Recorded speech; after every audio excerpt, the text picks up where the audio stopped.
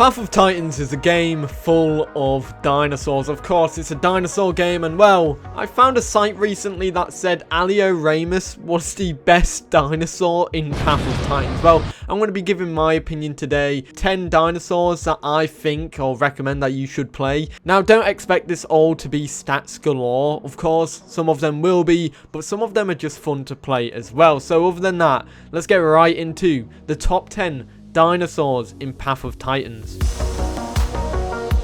Now, for number 10, I'm technically picking 2 dinosaurs because it's basically a pick and choose here. Whichever one you like, you can go for. Albertoceratops and Styracosaurus slide into the top 10 spot. Now, technically, Albertoceratops does edge it a little bit here, but Styracosaurus is so close where it's not really that noticeable. These are 2 dinosaurs that are interchangeable because their playstyle is pretty much bang on the same. Albertoceratops is decked out here with a singular head slot, however, you have to be careful with what you pick. Head slam or normal headbutt. Ignore the bite attack, it's absolutely worthless. You also get a charge attack, a back and a front limb attack as well, which allows you to be fully decked out and be quite versatile with Albertoceratops. Styracosaurus is the same. The only difference is that you don't have those extra head attack abilities, but your head attack anyways is a very solid attack and a very good attack at that. Both of these are varied dinosaurs and their gameplay styles are very similar. You want to be playing with a group of them, but if you're against other mid-tiers, you can easily fight for your life. And it's quite easy to actually knock out some of the other mid-tiers as these dinosaurs, because I think they're some of the best mid-tiers. Right, I can see half of the comment section going at me for the fact that this is in the list.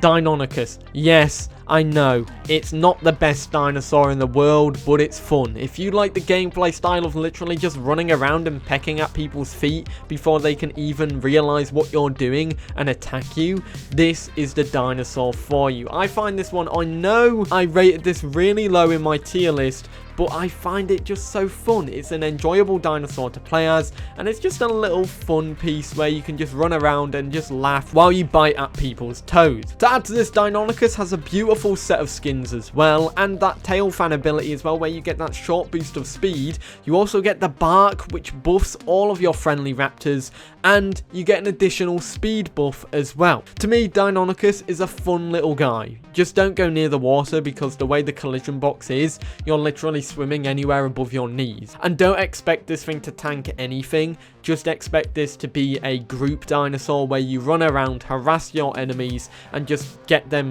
while they're running. Pair this with a couple of Deinonychus and Latin Venatrixes, and you're golden. Once again, a dinosaur that isn't known for its brute force, but Lambeosaurus comes in at 8th place. This is the support king. If you want to play as a dinosaur that literally favors support and is the only dinosaur that is better as a support dinosaur, Lambeosaurus is the one for you. Yes, it has a bite and a tail attack, but that doesn't mean it's amazing. Most importantly, it's got its healing call. And for a call ability, this is absolutely insane. This call heals any group member in a specific radius for 1 minute. This also circumvents the combat timer for healing, which is absolutely bonkers and makes a Lambeosaurus an asset to a group. You need a Lambeosaurus in your group, and if you're playing in a bunch of Lambeosauruses, well, you're gonna have a great time stacking that healing call. It's a great dinosaur, and it's also really cool and adorable as well.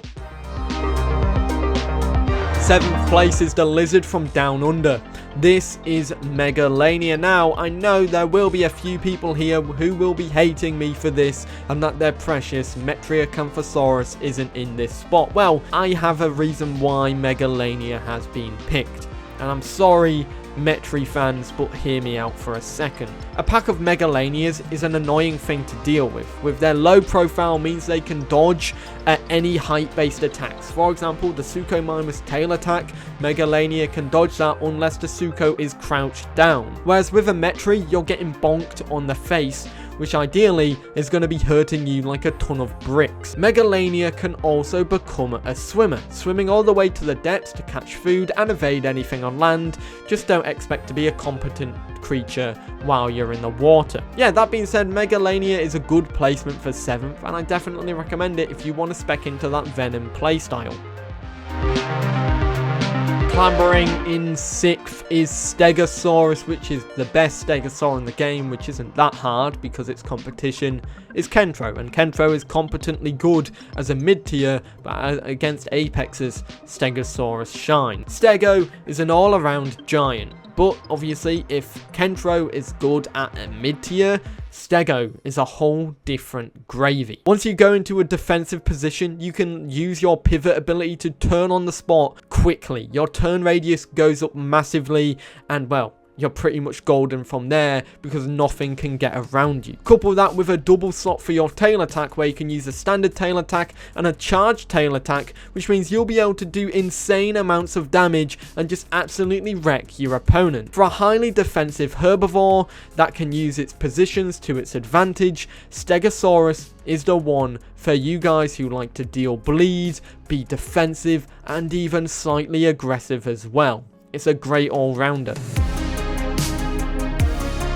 Before Tyrannosaurus came out, this would have been the top dog when it came to carnivores, but Spinosaurus has dropped down a peg since then. Even though it's still a semi-aquatic that can hold itself off on land and water, this thing is actually really good. A double defense Spinosaurus is probably one of the most popular Spinosaurus layouts, and I recommend it for you guys. Just bear in mind, you're going to have worse stamina and you're going to be slower, so do bear that in mind. However, offensively and defensively, a double defense Spinosaurus is insanely good. Claw attack to deal bleed, bite attack to deal raw damage, tail attack to defend your rear that packs a punch as well and swats little dinosaurs. Spino is fantastically versatile, one that I recommend.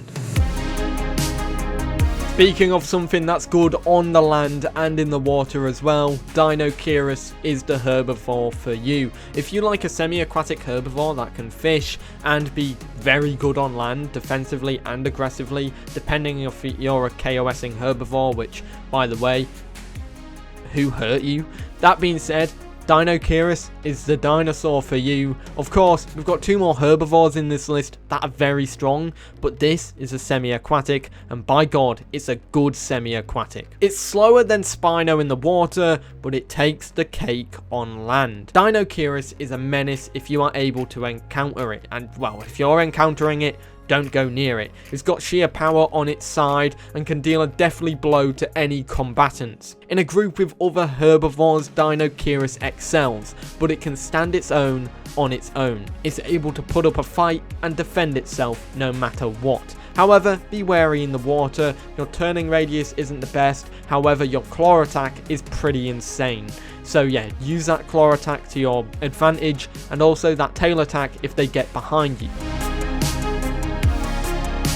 Tyrant King comes in next at 3rd place. The last carnivore on the list is Tyrannosaurus Rex, and yes, it takes the cake. However, Tyrannosaurus is great, all around the best carnivore in the game, and with the charge bite ability and the charged up bite attack as well, and the bone breaking attacks, means that it's there to mean business. A group of Tyrannosauruses with even the odd mid-tier to make up for a full group can deal significant havoc on a server. Their Tyrant's Roar ability, which Daspletosaurus and Alioramus has, essentially means that you're able to boost the damage output of any Tyrannosaur in your group as well, means that you can excel at any combat once that's applied. Like any carnivore, a Rex is good in a group, and obviously they pair on officials and they pair quite well. It's a formidable dinosaur that I'm pretty sure a lot of you are playing. However, do bear in mind, its turn radius and precise turning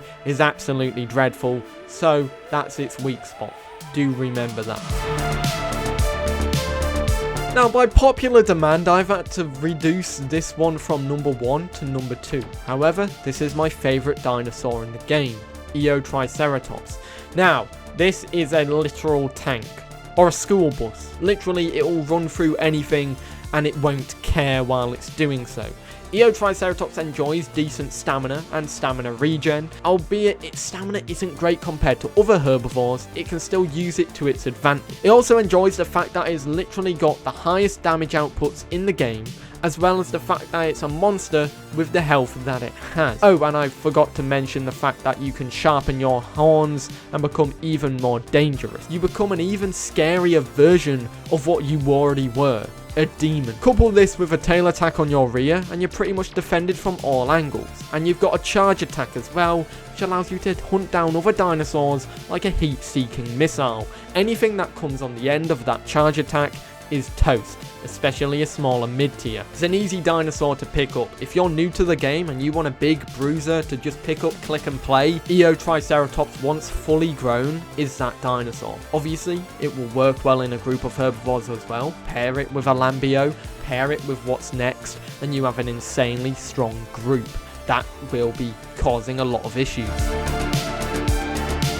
Number 1 in the list is insane. And yes, I had to put it here as opposed to Eotrike because I would have been hunted down and my head would have been on a stick. Barsboldia takes the cake. It's the popular vote here. Barsboldia can take on Eotrike in a fight because it enjoys higher health pools and higher defensive values, and it can do it quite comfortably unless that Eotrike has a Lambio. Additionally, you have a vocal call that increases the defense of you and your allies for a set amount of time, which makes that defensive pool and health pool even larger for this dinosaur. And if you couple it with a defense Barsboldia with thick scales and a defensive call, you've created a monster, and I really want to know what happened to you when you were a child and what led you to go down this path of being the biggest bully of them all. However, Bars is a very good dinosaur and it will be an easy choice for number 1. It's quite slow and it's a bit of a truck, but of course, do bear in mind its attacks very good. You're covered from all angles. Just do bear in mind that tail slam might not be the best situationally. This is a great dinosaur in a group. Have a Lambio healing you and another Bars in your group and you're set to go. And there we have it, everybody, the top 10 dinosaurs in my opinion in Path of Titans that I can recommend that you go and try out. Of course, I wanted to put some other smaller dinosaurs in there, but I have to be honest here, the big boys will always take the cake for now. Maybe I'll have to do one where it goes for more enjoyability as well, but yeah, this is the top 10. And if you want to check out my Path of Titans tier list where I ranked a bunch of dinosaurs, every dinosaur in the game in fact, go and check that out too. Anyways guys, I hope you enjoyed. If you are new, feel free to subscribe and I'll see you all in the next one. Have a great day. Peace.